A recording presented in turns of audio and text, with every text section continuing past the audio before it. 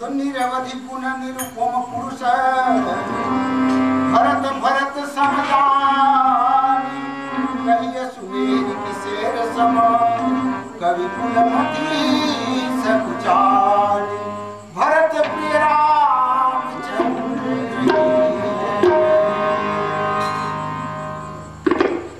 बताएंगे कि भरत जी महाराज जो हैं कृष्णा रहे तो असीम जो गुण है से अपार रहेंगे।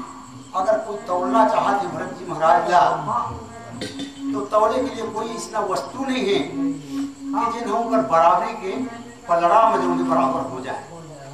भरत जी महाराज ऐसा है कि भरत भरत सम जान।